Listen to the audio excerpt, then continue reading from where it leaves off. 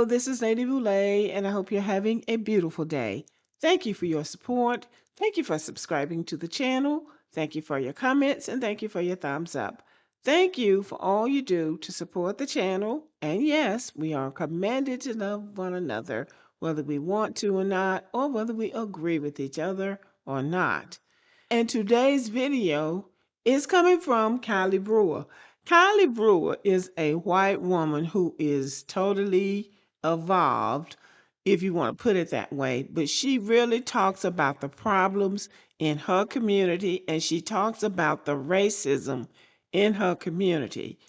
Today she's talking about MAGA, the MAGA people, and they would have you to think that they are the most pure, the most righteous, and the best Christians in the country.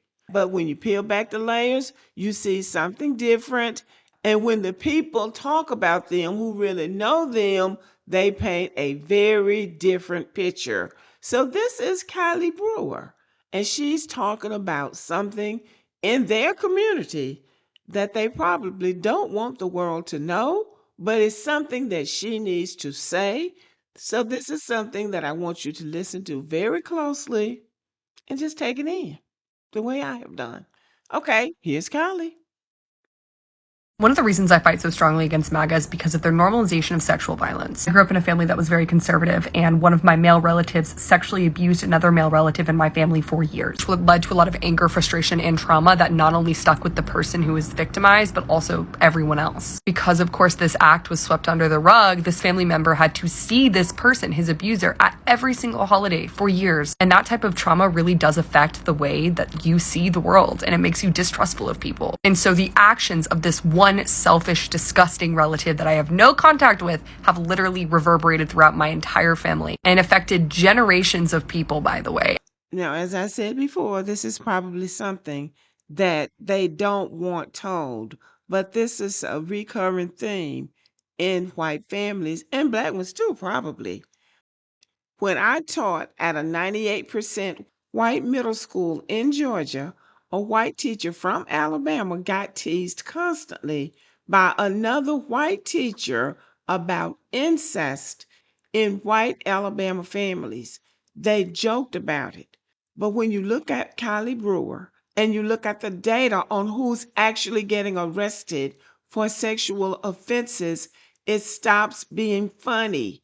It starts sounding like a community that knows something is wrong and would rather laugh about it than confront it. There is one thing that people need to remember when they are abusing children, and that is that children do not forget it. Even if you threaten them, if you frighten them, if you warn them, they don't forget.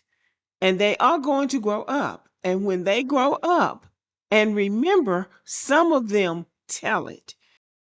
These Catholic priests who did all of that business in the Catholic Church for years, when those children got grown, they told it.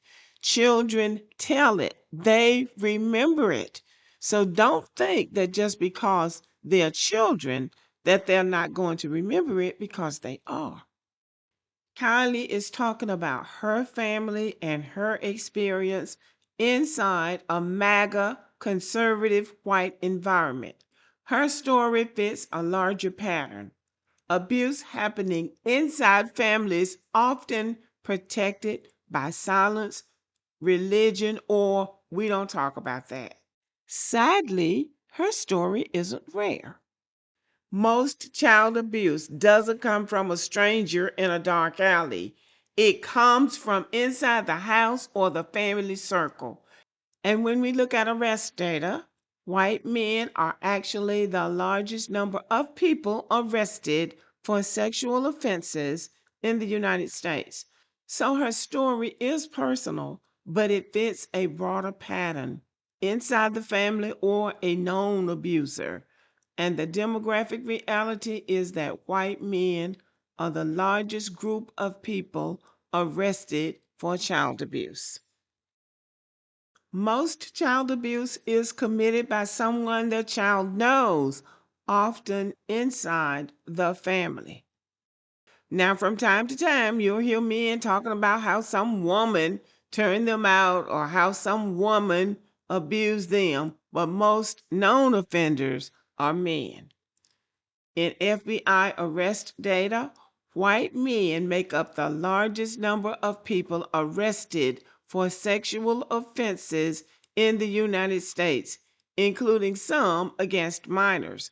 And they commit abuse against women too, because there are several TikTok videos about white women talking about being abused in their own families. So when a woman like Kylie Brewer talks about abusing her conservative white family, that's not an outlier. That's a window into a pattern most people would rather not name. Now, I just want to end with this. If this were black me, we would have known about it and we would hear about it all the time, just like we hear about black on black crime. Although white on white crime, we don't never hear about that. We never hear about what the FBI has to say about white people, but we hear what they have to say about black people all the time, especially black men. So this is the takeaway from that. And I have said it before, and I'll say it again. They hide behind us.